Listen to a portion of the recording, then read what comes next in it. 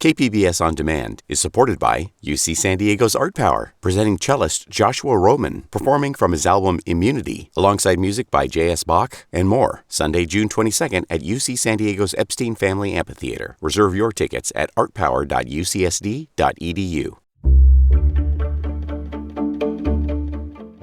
Good morning, I'm Debbie Cruz. It's Wednesday, February 14th. A group hoping to replace SDG&E with a municipal utility is speaking out about a new political action committee. More on that next, but first, let's do the headlines.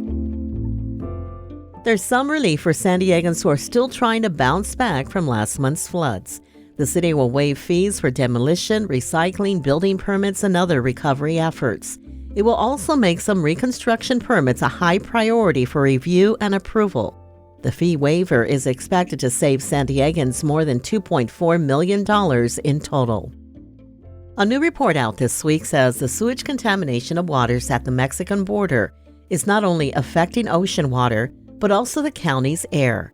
Researchers at SDSU reviewed dozens of studies finding that more than 100 billion gallons of untreated sewage and urban runoff spilled into the Tijuana estuary and the Pacific Ocean over 5 years. They also found 392 contaminants getting into the soil and ocean spray that goes into the air. Paula Stigler-Granados is the lead author of the SDSU report. Criteria for calling this a public health crisis really sets upon this idea that there is an exposure risk because of the vast amount of contamination that is occurring. It is elevating the risk. The report will be used to encourage Congress to allocate money towards restoring and expanding the South Bay Sewage Treatment Facility on the U.S. side. The county's inflation rate dropped to its lowest level in 3 years last month. The U.S. Bureau of Labor Statistics Consumer Price Index released this week shows prices were up nearly 4% so far this year, which is down compared to November, when the rate was more than 5%. According to the San Diego Union Tribune, the main reason the rate dropped in the county was because electricity prices were down. Other factors include lower used car and clothing costs. From KPBS, you're listening to San Diego News Now. Stay with me for more of the local news you need. KPBS On Demand is supported by Splatero, helping homeowners pay off debt by offering streamlined access to your home's equity with no additional monthly payments or new debt. Splatero provides a lump sum of payment in exchange for a share of your home's future value. Pre-qualification is available at splatero.com.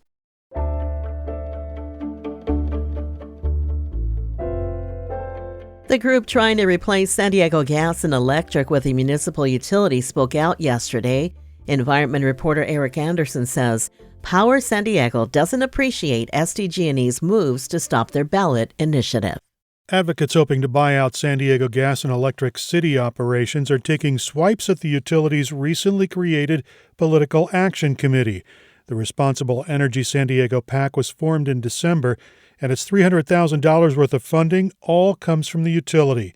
Power San Diego officials say the PAC's top officers are key SDG&E employees. I guess in some ways it's SDG&E recognized the potential seriousness of this campaign, that they would form a completely SDG&E funded PAC that has one purpose, which is to oppose our ballot initiative. Opponents say it doesn't make sense to move forward without knowing all the costs. They oppose a government takeover of the utility grid, arguing that the city already has too many other issues that need attention. Eric Anderson, KPBS News. We're continuing to bring you information on some of the local races on the primary ballot. Today's San Diego City Council Districts 1, 5, and 7, where reporter John Carroll says something very unusual is happening. The three incumbents are all running unopposed. There were challengers for Joe LaCava in District 1 and Marnie Von Wilpert in District 5, but no one got enough signatures to get on the ballot. Why unopposed? LaCava pointed to his support for two big issues that have faced the council over the last year. The encampment ordinance, a bit controversial, but I saw that as an important driver for the city to step up to create the emergency shelters, the safe parking, and the safe camping. LaCava also cited his work to bring back smart streetlights. Von Wilpert says she and her staff have done a good job responding to constituents, and she considers her work on a ban on ghost guns as key. Now, to buy weapon parts in the city of San Diego, the lowers, the frames, the slides, the trigger banks, you need to have serialized gun parts so that you have to pass a background check to buy the unassembled parts of a weapon. No one stepped up to challenge Raul Campillo in District 7. He says it's because he and his staff are deeply engaged with his constituents. We show up to every community council group, every planning group meeting, and have lots of public events where we're out handling issues in the public. As long as the three incumbents all get at least one vote in the March 5th primary, they'll be reelected. John Carroll, KPBS News.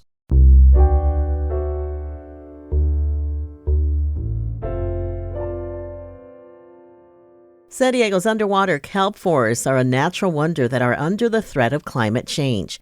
That wonderful and troubling story is being told at the Birch Aquarium in a new exhibit called Hold Fast. SciTech reporter Thomas Fudge went there and has this story. It's Saturday afternoon and the Birch Aquarium is swimming with families. There are a lot of kids in the Hold Fast exhibit about kelp forests. They're running through a display of 17 images of kelp plants that are printed on silk sheets that hang from the ceiling to the floor. What should I say about this area? Do we like this area? San Diego dad and high school science teacher Andrew Corman asks his two kids about the kelp forest. They've been darting through and around the sheets and lounging on the colorful padded ottoman chairs. He calls it a great exhibit. It emulates what the kelp is. It kind of shows exactly how they kind of flow with the water. You got areas where they sit and can relax just like aquatic animals would in the kelp forest. It's been wonderful to just kind of sit and watch kids explore this area. Oriana Poindexter is a photography artist and a marine scientist who created the kelp forest where the kids frolic. They know exactly what to do. They dive right in. They just kind of run straight through the center and enjoy interacting with the silks, touching them, looking up. Hold fast refers to that part of kelp that anchors the plant, grabbing onto rocks at the sea bottom as the plant grows and reaches for the surface and the sunlight. Poindexter often dives in the kelp forests off the San Diego coast, and she's seen some of the devastation that marine heat waves have done to local kelp. Megan Dickerson, the director of exhibits at Birch Aquarium, says Hold Fast has some of that sadness, but it also showcases nature's beauty and the art it inspires, and that gives her hope. I think maybe I can do a beautiful thing, right? And those beautiful things start to add up into something that's beyond hope, and it becomes reality. Poindexter's kelp prints hanging from the ceiling or mounted on the wall are done with cyanotyping. That's a chemical process that predated photography, where you coat plants with iron salts, apply them to paper left in the sun so they can leave a realistic life-size print. So what is a kelp forest, really? It's a habitat, It's a nursery for a lot of the fisheries that we actually rely on. Mohammed Sedarat is a PhD student at Scripps Institution of Oceanography who studies kelp. He says marine heat waves and slowly rising sea temperatures in just the past 10 years have had a very negative effect, reducing the footprint of local kelp forests dramatically. He says heat waves are getting more common, and recently the kelp has not been recovering the way that it should. Like what we had in 2014 through 2016, we had a crazy El Nino, warm waters, temperatures spiked, we lost kelp, and that's kind of when that huge signal of abundant kelp in 2013 disappeared. Sedarat says summer water temperatures of 80 degrees or higher are kind of a red line that most varieties of giant kelp can't survive in. In the lab, he's trying to identify natural kelp or hybrids that can tolerate warmer temperatures. We can hope that natural diversity and evolution will favor those existing plants and they will take over. But when it comes to planting more heat-tolerant varieties in the wild, marine scientists don't want to go there. Not yet. Artificial selection is the biggest topic right now. We're not ready to put out kelp that's been naturally selected or even modified yet. It's still just about preserving the status quo.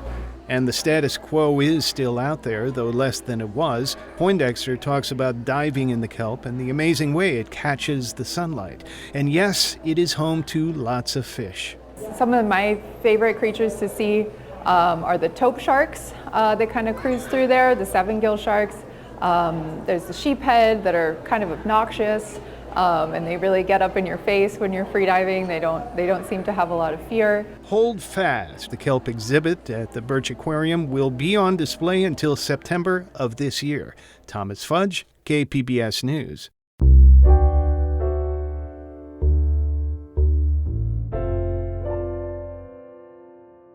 Love is in the air and sprouting in North County.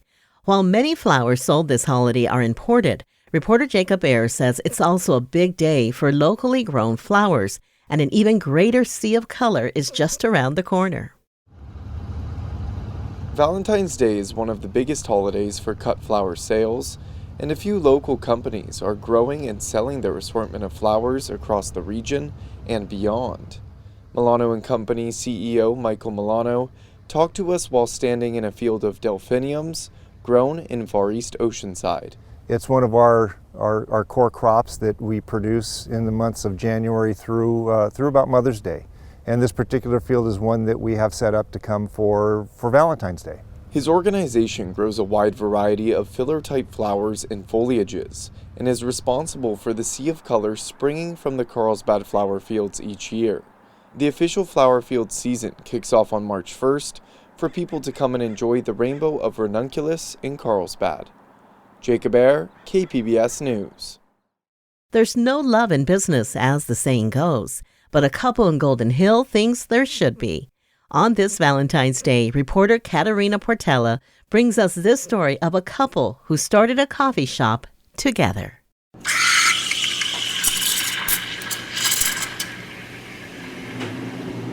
Welcome to the Coffee Drop. It's your first time here, right?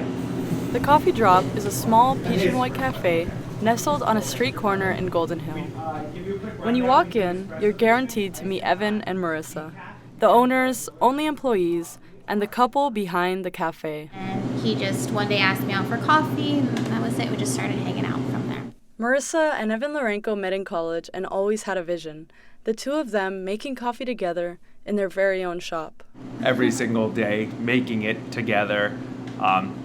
Kind of a wild adventure. We had never actually worked together. We just started this thing.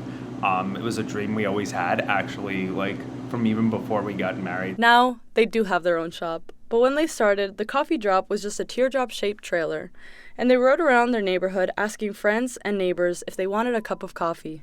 The community response surprised both of them. We didn't do any marketing. We just showed up one day and people just stopped and kept coming. Within 3 days of our business, we already had people coming every single day, and we're like, well, I guess this is the business that the neighborhood likes. I didn't expect when we initially started the trailer how great it was received. So I guess I'm really happy that we've progressed and we're able to have a shop now, and the community supports us, and it's just been fun. It's been tiring but fun, more fun than tiring. Soon they were able to grow from the trailer to their own cafe, because while they had some great memories with their trailer, there were some challenges too. There was a time when they were saying tornadoes were passing through Southern California.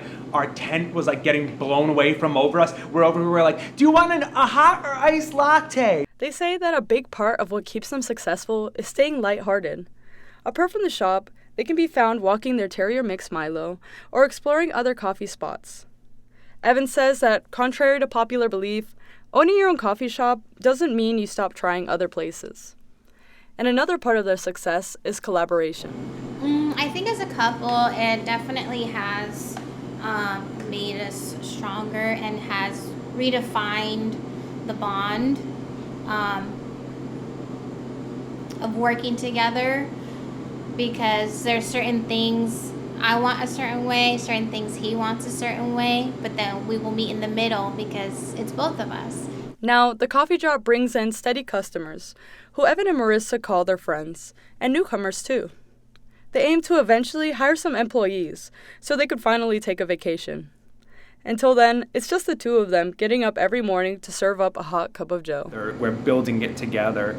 And there's something really moving and very profound about that we have created something from nothing, together.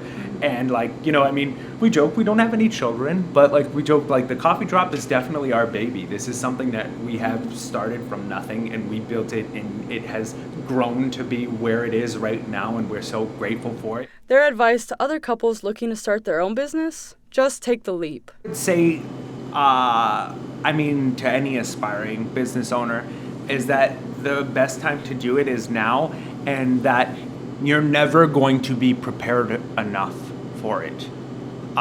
You just kind of got to take the leap one day. For KPBS, I'm Katerina Portela. That's it for the podcast today. As always, you can find more San Diego news online at kpbs.org. Join us again tomorrow for the day's top stories. I'm Debbie Cruz. Thanks for listening, and have a great Valentine's Day.